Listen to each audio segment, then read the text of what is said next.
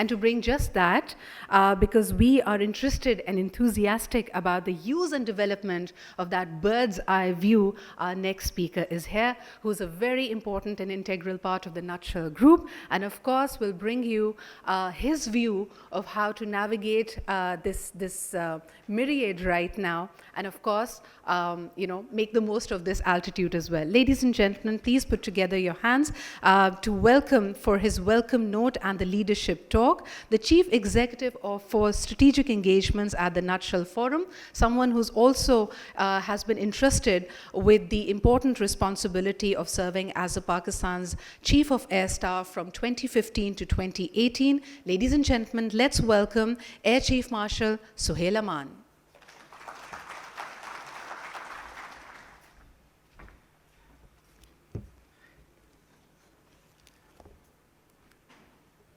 Bismillah ar-Rahman ar-Rahim.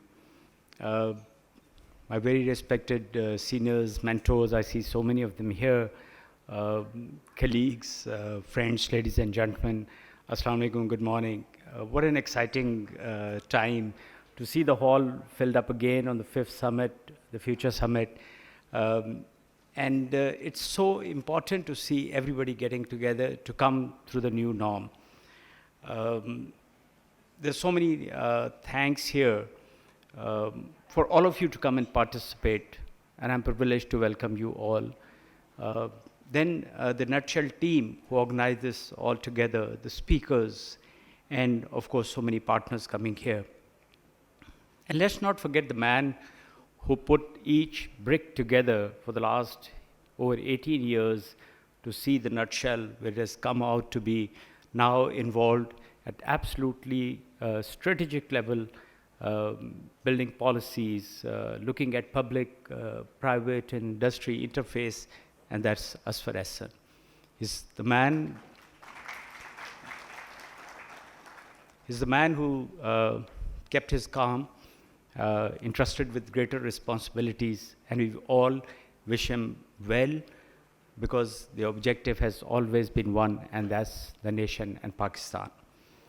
The line of speakers is absolutely thrilling, and I'm so excited that there'll be so much to learn in the next 2 days, and I'm here for this purpose.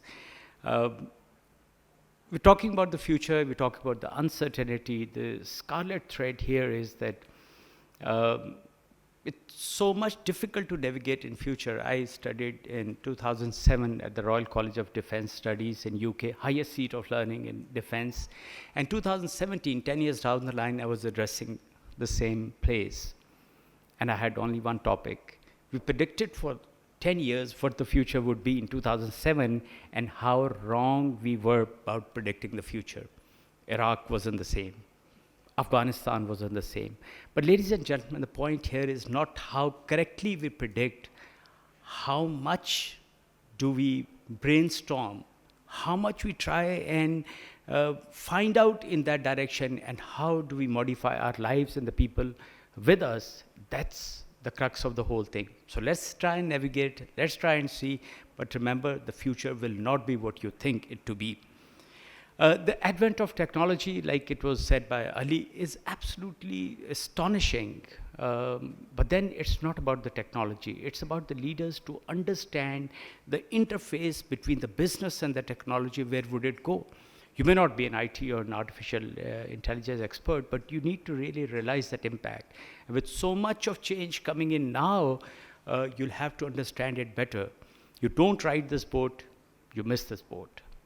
And with the advent of COVID coming in, there'll be a lot of people who are talking about it, and I'm not going into detail, but the issue out here is that, yes, there's a new norm, we're struggling out of it. We must never undermine it. The way the variants are coming from one to the other, we will have to remain prepared as leaders to face those challenges. And wishful thinking ho sakti hai ki it's gone, it's not. We, in our long-term strategies, will have to factor this in. And then it's about empowerment of people. It's about really communicating to people down to the lowest level. And it's about that ownership that you give to your people.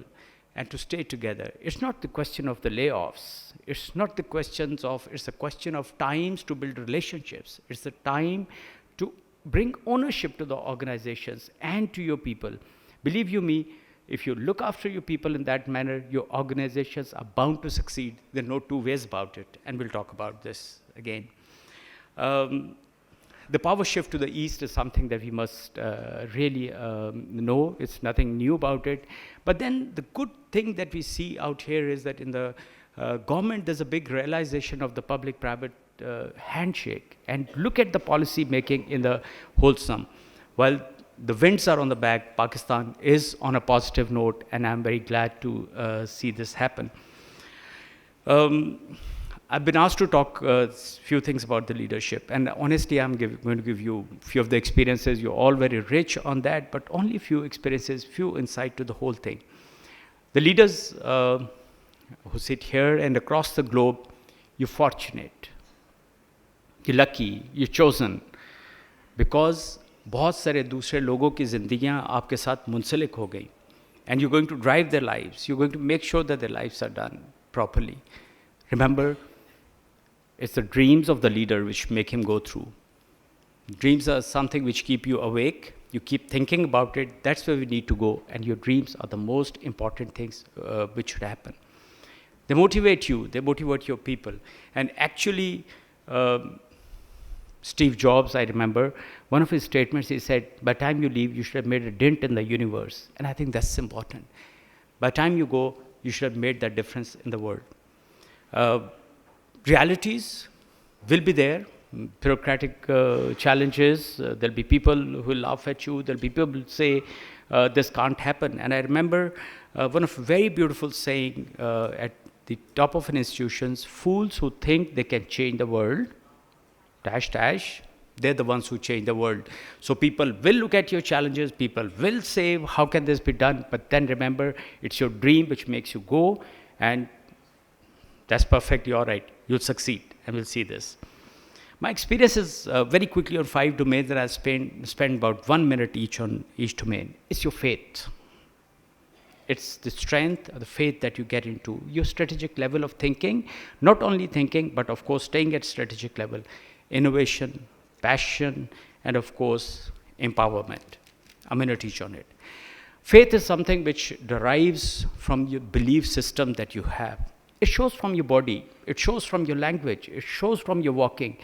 Remember, as leaders, you're exposed and you're visible to the people much more than what you really think. So that is the belief and the faith which takes you there. Again, I think you can't see a lot in the future, but you have to guess where it is going. But your subordinate must have that, and that will come from your body language. Take the first step in faith, and I think that also is a very important thing. Take the first step in faith. You may not see the whole staircase. Take the first step. That's the faith which will make you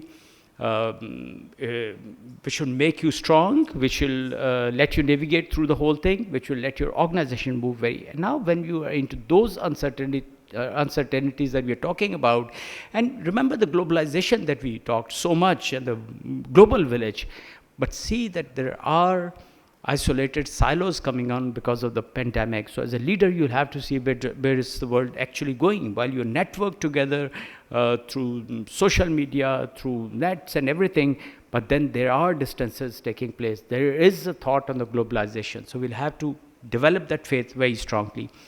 Operating at strategic level and remaining there. Remember, you have 24 hours. And there is a big difference between managers and the leaders.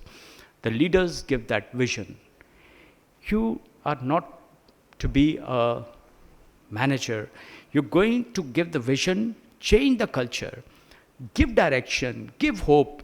These are big things that you need to do. But you need to be good at the managerial level also. And I remember at the King's College, we had a professor who talked about a balcony or a helicopter approach. And I think as an aviator, I would probably prefer using the helicopter approach. And that was hover over your organization. While you're giving them the strategic vision, while you're paving way for their progress, you're giving them environment and everything, find out where the difficulties are. land there. Don't start sorting out the problems. Guide them, give them direction, take off once again, look at it. So I think this approach has been absolutely thrilling in my life, where don't involve, don't start micromanaging, stay on top of it.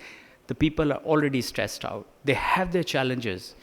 Guide them, be affectionate, and then take off from there. Don't stay there, don't embroil with them, and let them carry on with their work, empower them. That's Innovation is something that you talked about. Innovation is untrespassed water. These are uncertain waters, and generally there's reluctance, but that's where the opportunity is.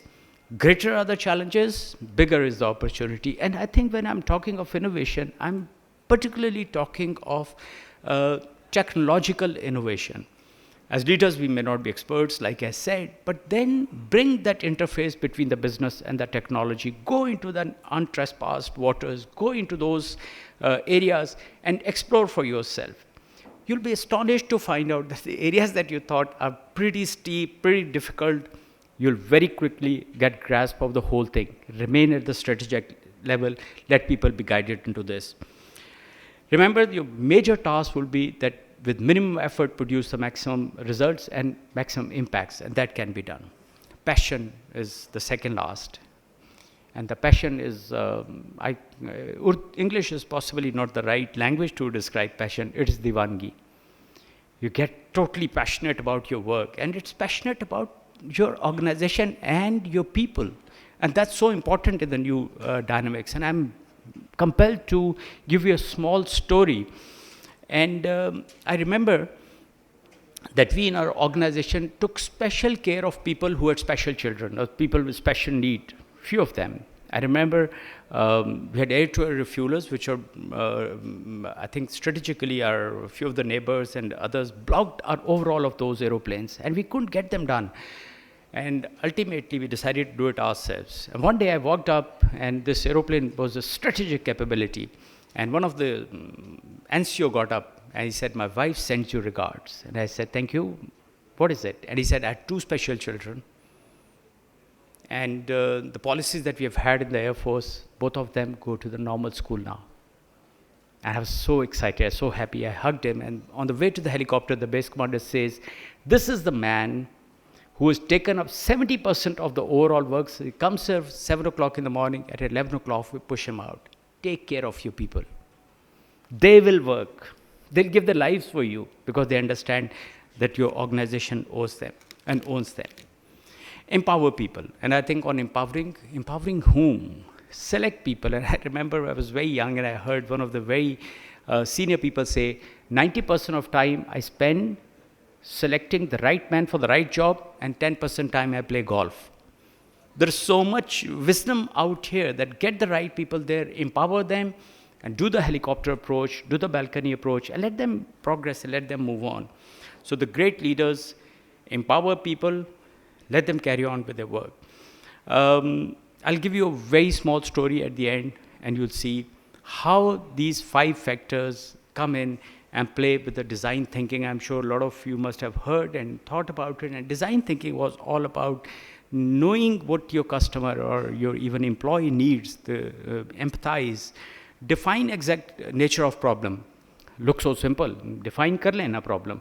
But you'll be realizing that many a times we don't even define our problems properly, and that is where our discussions go on the wrong side. Then brainstorm, pick up a solution, the best solution, and then of course implement it. 2013, we had a terrorist attack, you remember those times, and one of a very vital Air Force assets, 2 of the SAB aeroplanes, and this story, you'll really realize that I will not go into dissection of it, but how these 5 parameters that I talked about, especially under new environment and the design thinking, how the whole thing put together in few hours. And of course, our enemies, all of our enemies were involved in getting those out there. So, SAP didn't want to recover these aeroplanes. They said, you don't have a certification agency. And this will tell you how the challenges can be converted into opportunities. We didn't have a certification agency. We didn't have a lot of know-how. And the bill was $378 million. It's very clearly written on my mind. I said, we can't do it. And we decided, you remember, take the first step. and take the first step when even the direction is clear, but you don't see because of the fog and the uncertainty. We went in.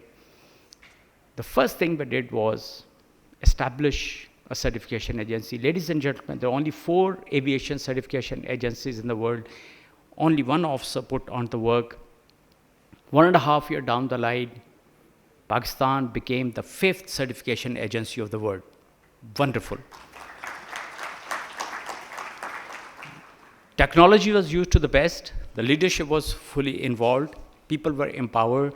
And 1 year, 4 months down the line, we began flying those aeroplanes. And we're so glad to hear that one of these aeroplanes was leading the Pulwama, controlling the entire Pulwama mission. And that is how you bring leadership into the play, and that is how you let people be empowered to do the things. The last point that I have is we're all humans. We may be leaders, but end of the day, we can get stressed out. Please remember taking breaks, sleeping, and be part of your children, be part of your employees, being compassionate, and also be compassionate to the society are all part of us.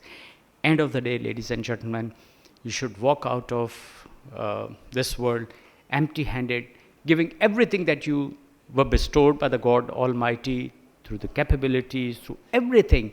Give it back to the society, give it back to the poor and the destitute, and I think that will be your biggest achievement as a leader. Thank you very much, ladies and gentlemen. Thank you.